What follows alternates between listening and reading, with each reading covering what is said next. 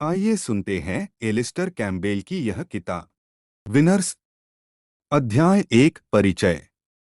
बहुत से लोग होशियार, दक्ष और टैलेंटेड होते हैं।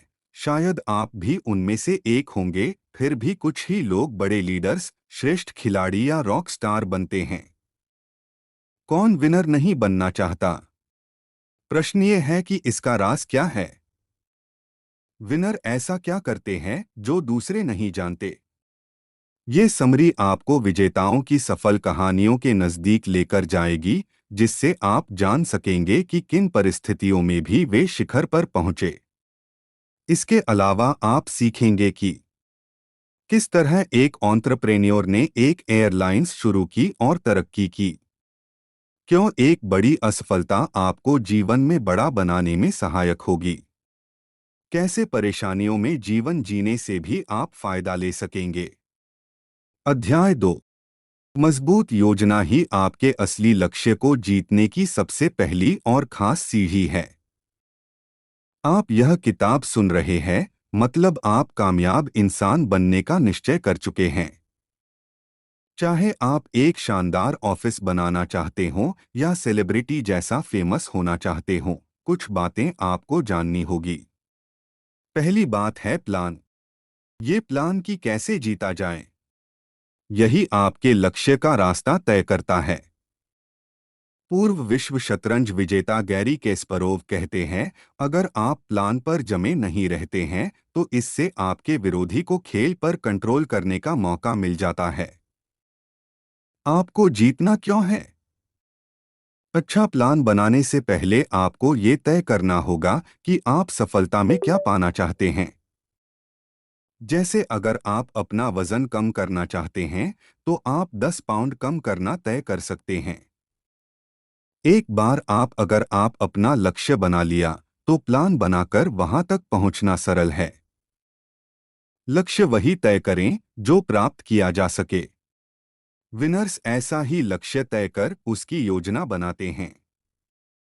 नवंबर 2013 में टोनी पलिस ने एक क्रिस्टल पैलेस क्लब, जो कि प्रीमियर लीग में बने रहने के लिए संघर्ष कर रही थी, उसको संभालना शुरू किया।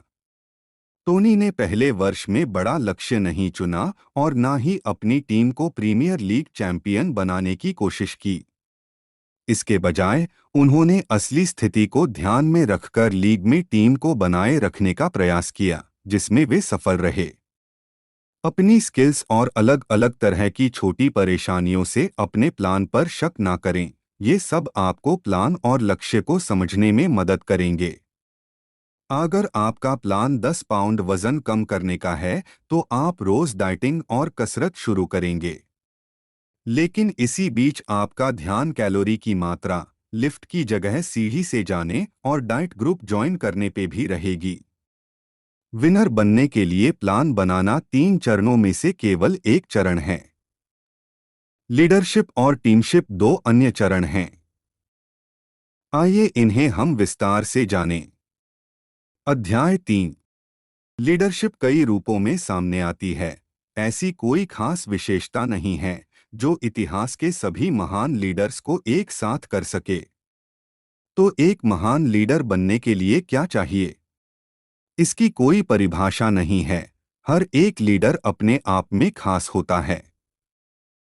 जर्मन चांसलर एंजेला मर्केल इस बात में निपुण है कि सामने आई स्थिति में कौन सा तरीका काम करेगा और करता रहेगा। वह बड़ी बड़ी बातें ना करके वास्तविक कार्यों पर ध्यान देती हैं। इस कौशल के कारण ही वो आज यूरोपियन यूनियन के शक्तिशाली देशों में से एक जर्मनी का नेतृत्व करती हैं।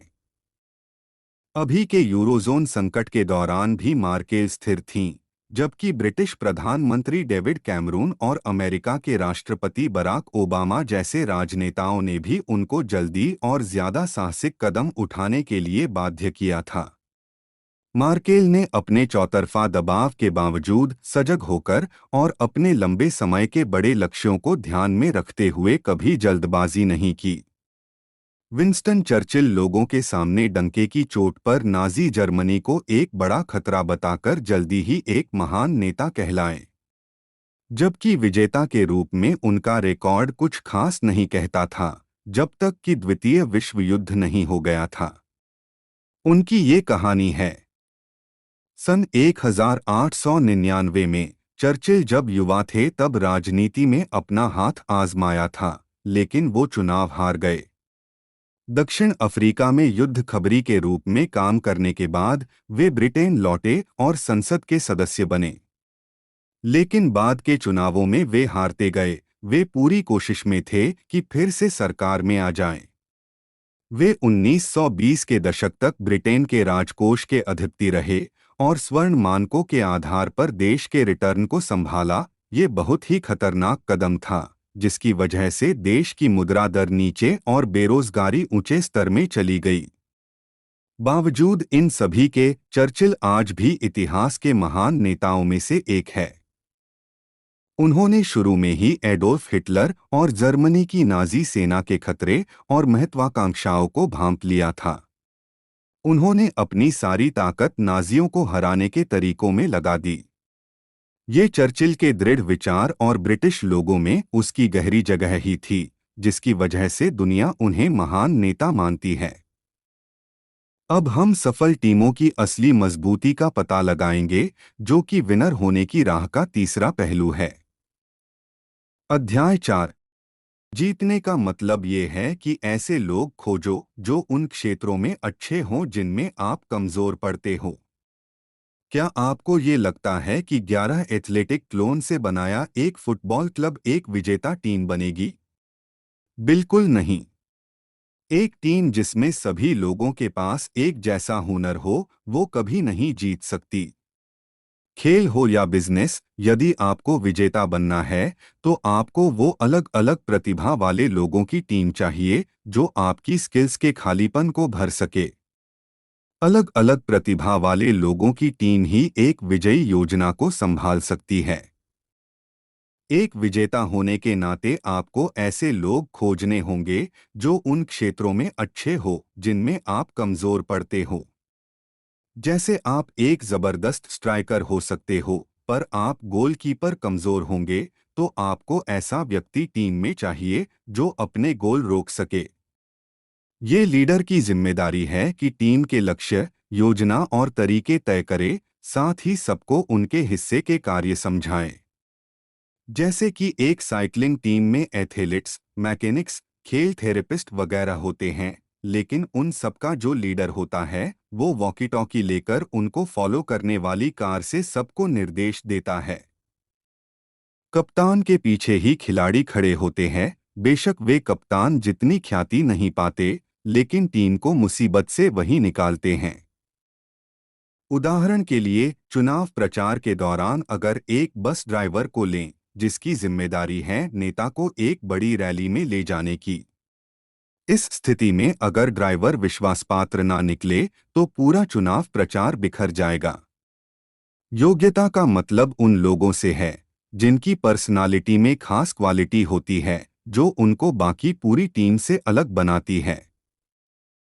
राजनीति में अक्सर नेता ही अपने आप को योग्य कहलाते हैं।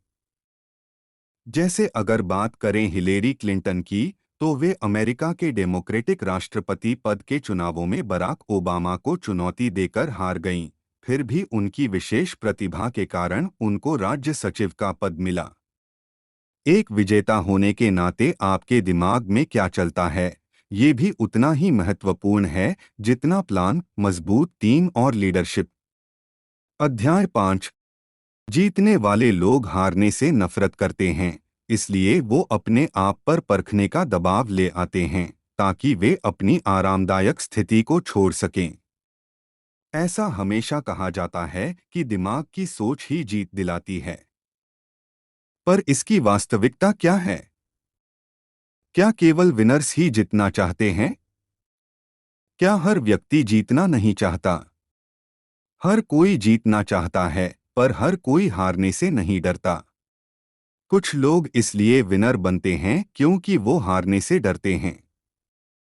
बहुत से विनर अपने हार के अनुभवों के कारण ही विनर बनते हैं, क्योंकि वह उन अनुभवों को अपने लक्ष्य के सफर में दोहराते नहीं हैं।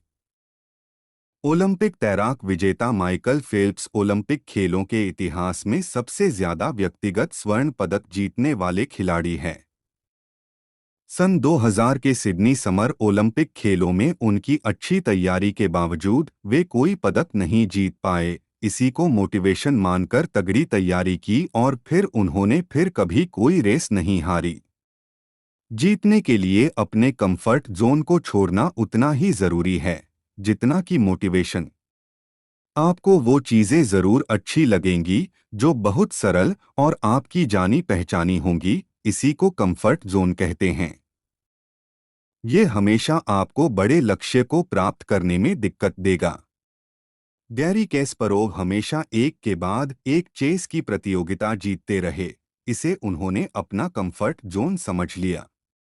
क्योंकि कुछ फिक्स तरीकों से वे हर बार जीतते थे, उन्होंने नए प्रयोग और तरीके खोजना बंद कर दिया था। इस तरह से वे एक खिलाड़ी की तरह नहीं बढ़ पाए और उनकी स्किल्स जंग खा चुकी थी। आखिरकार उनके एक विपक्षी खिलाड़ी व्लादिमीर क्रामनिक उन्हें हराकर चैंपियन बन गए। हमेशा जीतना है तो अपने आप को नया सीखने के लिए अपना कंफर्ट जोन छोड़कर आगे जाना होगा। मतलब अपने आप को तपाना होगा। आप पर आया दबाव आपके दिमाग और शरीर को इतना सक्षम कर देगा कि आप अपने प्रदर्शन को बेहतर और लक्ष्य पर और अधिक ध्यान दे सकेंगे। अध्याय 6।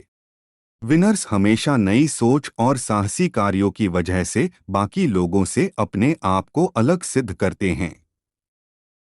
क्या आप सुपरमैन के कपड़े पहन के अपने आप को सबसे खास दिखाएंगे? नहीं, विनर्स अपनी अन्य योग्यताओं से खास दिखते हैं। लोगों की भीड़ में खास दिखने के लिए आपको पहले साहसिक होना होगा। ये साहस ही आपको चैलेंज लेने की हिम्मत देगा, जिसे दूसरे लोग डर की वजह से नहीं ले पाते। साहसिक होने का एक फायदा ये होगा कि आप अपने पुराने समय में अगर किसी क्षेत्र में कमजोर रहे होंगे, तो अब आप उसमें अच्छा परिणाम ला सकेंगे। जैसे उदाहरण के तौर पर एंटरप्रेन्योर रिचर्ड ब्रैंसन ने एक स्टूडेंट अखबार शुरू किया जब वे केवल 17 साल के थे। कुछ सालों बाद ही उन्होंने एक रिकॉर्ड बिजनेस वर्जिन एयरलाइंस की स्थापना किया। रिचर्ड ब्रैंसन ने और भी बहुत कंपनियां शुरू की और एक बात सब में समान थी कि ब्रैंसन को उन सभी के फील्ड में कच्चा ज्ञान था, लेकिन विश्वास पक्का था। ब्रैंसन को डिस्लेक्सिया था, जो बड़ी समस्या थी, वो भी तब जब वे समाचार एजेंसी चला रहे थे। वे संगीत व्यवसाय के बारे में भी कुछ नहीं जानते थे, लेकिन वे एक कस्टमर होने के नाते अच्छे संगीत का स्तर लगातार गिरने से परेशान थे। और ब्रैंसन एयरलाइंस व्यवसाय के बारे में भी कुछ नहीं जानते थे। जब वे एक बार वर्जिन द्वीप पर हवाई जहाज से गए, लेकिन यात्रा में देरी और बेकार सर्विस होने की वजह से उन्होंने विमान क्षेत्र में हाथ आजमाने की ठान ली। इस कदम ने उन्हें विनर बनाया। जिस तरह साहसिक कार्य आपको औरों से अलग करते हैं, वैसे ही कुछ नया परिवर्तन करने की इच्छा आपको जीत की तरफ खींचती है। पर यह जरूरी नहीं कि नया परिवर्तन आपको कुछ नया देगा ही। इसलिए नई खोज से अच्छा है कि आप कोई वस्तु, सर्विस या कोई कार्यविधि लें और उसकी कमियां दूर कर अच्छा बनाएं। इसी तरह से विजेता लोग चीजों पर ध्यान केंद्रित कर संभावनाएं खोजते हैं। जैसे कि एप्पल, इसने पहले से मौजूद मोबाइल फोन को लेके उसमें सुधार किया, जो कि एक जबरदस्त प्लान था। अध्याय 7। जो चीजें बहुत आवश्यक है उन पर भी ध्यान दें। क्या आपने कभी गौर किया है कि आजकल बहुत सी चीजें क्राइसिस कहलाती है? राज्यों के प्रमुखों के बीच छोटी सी असहमति से लेकर किसी ब्लॉगर के बुरे दिन तक, ऐसा लगता है कि क्राइसिस हर चीज में और हर जगह है। लेकिन ऊपर के किसी भी उदाहरण को क्राइसिस नहीं कहा जा सकता। क्राइसिस वो है अगर आप समय पर स्थिति के अनुसार सही निर्णय नहीं लें। एक और अगर कोई फुटबॉल टीम कुछ मैच हार जाए तो वो क्राइसिस नहीं मानी जाएगी। वहीं दूसरी ओर अगर राजनीति में सत्ता का दुरुपयोग होता है तो वो राजनीति में क्राइसिस पैदा कर देगी। जैसे अमेरिका के पूर्व राष्ट्रपति बिल क्लिंटन और इंटर्न मोनिका लेविंस्की के अफेयर से पैदा हुआ था। इसे हम और गहराई से देखते हैं। जब असली क्राइसिस सामने आती है तो आपको इस बात पर ध्यान देना है कि जिन चीजों पर आपका नियंत्रण है उनमें से क्या क्या उस वक्त मायने रखती है। यही सबसे खास बात है। जब लोगों को क्लिंटन और लेविंस्की के रिश्तों के बारे में पता चला, तब भी क्लिंटन ने अपने राजनीतिक हिस्सों को संभाला। उन्होंने इस संकट को किस तरह संभाला, इस बात का पता इससे चलता है कि जब मीडिया उनके रिश्तों के बारे में मामला उजागर कर चुकी थी, तब क्लिंटन ब्रिटेन के प्रधानमंत्री टोनी ब्लेयर से फोन पे रूस के परमाणु हथियारों के बारे में बात कर रहे थे। क्लिंटन ये तो जानते थे कि उसी दिन प्रोसिक्यूटर की रिपोर्ट आएगी, लेकिन क्या आएगी ये नहीं जानते थे। साथ ही ये भी नहीं कि उनके परिवार, दोस्त और साथी क्या कहेंगे। इस स्थिति को कंट्रोल करना उनके बस में नहीं था। वो क्राइसिस को संभालने के लिए बस अपने काम पर ध्यान दे रहे थे, और आखिर में उन्होंने इस क्राइसिस से पार पाया और अपनी इज्जत भी। अध्याय 8 सारांश। विजेता अलग अलग तरह के गुणों और क्षमता वाले होते हैं। विजेता जब भी अपनी विशेषताएं बताते हैं, चाहे वो साहस हो या नई सोच, तो ये भी सत्य है कि उनकी जीत के पीछे उनकी बनाई टीम भी होती है, जो उनके लक्ष्य को संकट से उभारती है। क्या करें? जब भी क्राइसिस का सामना करें, ईमानदारी से करें। अगर आप अपने आप को संकट के बीच पाएं, तो आप ऐसा ना सोचें कि आपके आंखें बंद कर लेने से संकट गायब हो जाएगा या फिर किसी और पर उंगली उठा देने से ये टल जाएगा। ये ना तो अच्छे उपाय है और ना ही इतने आसान। इसके बजाय ईमानदार रहकर साहस से उसका सामना करें। अगर आपसे कहीं गलती हो रही है, तो कम से कम सच्चे मन से उस घटना की पारदर्शी जांच शुरू करें। फिर भी आप ऐसा नहीं करते हैं, तो एक दिन सच्ची बातें सामने आएंगी ही, और हो सकता है कि वह आपका मान घटा दे। किताबी पर मधुर के साथ आप सुन रहे थे विनर्स, जिसके लेखक हैं एलिस्टर कैम्बेल। ये समरी आपको कैसी लगी? इस पर अपने सुझाव, परेशानियां या किसी नई समरी को ऐड करने के लिए हमें कॉन्टैक्ट अस से संदेश भेजें। तब तक के लिए सुनते रहिए और हर रोज आगे बढ़ते रहिए।